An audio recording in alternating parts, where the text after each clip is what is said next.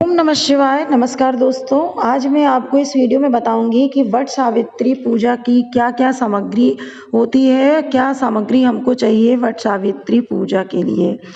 तो दोस्तों सबसे पहले तो मैं कहना चाहूँगी कि यदि आप मेरे चैनल पे पहली बार आए हों तो सब्सक्राइब कर लें, ताकि आपको और भी छोटी-छोटी सी जो भी जानकारियाँ हैं वो मैं आप तक पहुँचाती रहूँ।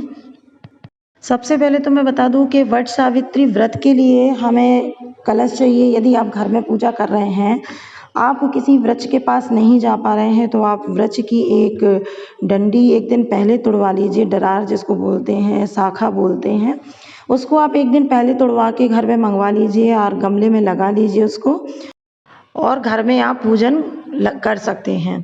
और यदि आप किसी मंदिर में आपके यहाँ वृक्ष लगा हुआ है तो वो तो बहुत ही अच्छी बात है, आप वहाँ जाकर पूजन कीजिए। बात है यहाँ मैं आपको इस वीडियो में बता रही हूँ कि आपको पूजन सामग्री में क्या क्या चीज़ें चाहिए होती हैं।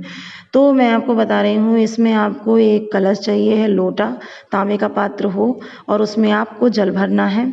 घी का दीपक होना चाहिए। आटा चाहिए है, अक्षत, रोरी, चंदन, चावल, धूप, इस चीज़ों का आपको प्रयोग करना है पूजा में। और अमावस का दिन होता है तो ये पितरों का दिन माना जाता है, इसलिए इस दिन काले तिल का भी विशेष रूप से आप प्रयोग करें तो अच्छा होगा। पीला सिंदूर, कुमकुम, फूल, कच्चा सूत्र चाहिए है। कच्चे सूत्र से जिससे हम फेरी लगाते हैं, जिससे उसमें बरगद के पेड़ के चारों तरफ परिक्रमा लगाते हैं 12 बार, वो कच्चा सूत चाहिए है। और लाल रंग का जो कलावा होता है वो ले लीजिए आप। यदि आपको कच्चा सूत्र नहीं मिल रहा है तो आप कलावे से भी परिक्रमा लगा सकते हैं बरगद के पेड़ की। कपूर, हवन, सुपारी और गौरी माता जो कि हम बनाते हैं पूजा में, गौरी जी का पूजन करते हैं, उनको भी आपको बनाना है। फूले हुए चने रात में फुलो के रख दीजिए आप चने, उनको भी आपको लेना है इस पूजा में।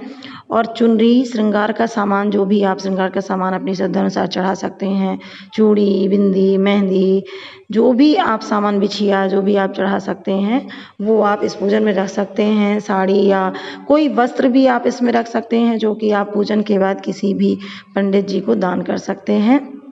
के दिन का दान भी बहुत अच्छा माना जाता है, तो आप कोई भी वस्त्र इस पूजा में रख सकते हैं। और आटे के, मीठे आटे के जो है छोटी छोटी सी पूड़ी बनानी है हमको पूजन में, उसको भी रखना है। और ये पूजन विधि मैं क्षेत्रीय मान्यताओं के अनुसार ही बता रही हूँ, कहीं कहीं थोड़ी सी कुछ चेंजेस भी होती हैं, किसी के यहाँ कोई चीज़ नहीं भी होती है, तो ये क्षेत्रीय मान्यताओं के अनुसार थोड़ा बहुत अदल बदल हो जाती हैं चीज़ें। मीठी पूड़ी बना लेनी है और उसी आटे से गोल गोल 12 आटे के गोल गोल, जैसे हम रसगुल्ले बनाते हैं, छोटे छोटे साइज़ के हमको बना लेने हैं और पका लेने हैं। और पूजन में इसको भी रखते हैं, तो 12 हम दान करते हैं और 12 हम स्वयं खाते हैं। के बाद जो 12 गोल बनाते हैं हम, जिनको हमारे यहाँ तो सुरहा बोला जाता है, गोल गोल जैसे मेहर भी बनते हैं कई लोगों के यहाँ, वैसे गोल उसी टाइप से हमको बनाना है और पूजन में रखना है। और पूजन के बाद 12 दान करेंगे। और सीजन के फल भी चढ़ाने हैं, सीजन के फल भी हम दान करते हैं। खरबूजा हो, आम हो, केला हो, कुछ भी आप चढ़ा सकते हैं, मिठाई चढ़ा सकते हैं। आपको ये बनाना है और स्वयं भी पूजा के बाद आपको खाना है। धागे की माला भी इस दिन पहनी जाती है, चढ़ाई जाती है पहले पूजन में, फिर पहनी जाती है, जिसमें 12 गांठें लगी होती हैं, वो हमको धारण करना है। वैसे तो अच्छा रहता है आप धारण किए रहें, लेकिन यदि नहीं करते हैं तो कम से कम उस दिन तो आप धारण करें। उस पर आप एक बरगद का पत्ता होता है, आप उसको भी लगा लें। कहीं कहीं नहीं भी लगाते हैं उस पत्ते को, सिर्फ 12 गांठ का धागा ही पहन लेते हैं, लेकिन कहीं कहीं उसको लगाया भी जाता है, पत्ते को उसी में फंसा लेते हैं। इनमें लौंग, इलायची, सुपारी की भी हमको आवश्यकता पड़ती है, कि आटे की भी आवश्यकता पड़ती है, क्योंकि सबसे पहले तो हम वहाँ पर आटे से चौक टाइप का लगाते हैं, चौक पूरते हैं, फिर उसमें हम कुछ बिछा के उसमें पत्ते रखते हैं, पत्ते में सामान वगैरह रख लेते हैं। इस तरीके से मतलब पूजन विधि होती है।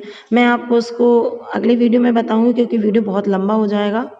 पूजन के लिए आपको वट सावित्री व्रत की एक पोथी आती है, पुस्तक आती है, उसको भी आपको रख लेना है, क्योंकि जब आप पूजा करेंगे तो आपको इसकी भी आवश्यकता पड़ेगी। तो इस पुस्तक का भी आपको पूजन करना है, और पूजन करने के बाद फिर आप उस कथा को, वट सावित्री की जो सत्यवान की इसमें कथा दी हुई है, वो आपको इसको पढ़नी है। ये सारी सामग्री आपको वट सावित्री के दिन पूजा में चाहिए पड़ती है। धन्यवाद। तो दोस्तों कैसा लगा आपको ये वीडियो? यदि वीडियो में जानकारी अच्छी लगी हो तो प्लीज़ शेयर करें और सब्सक्राइब करें। मिलते हैं फिर अगली वीडियो में अगली जानकारी के साथ। हर हर महादेव।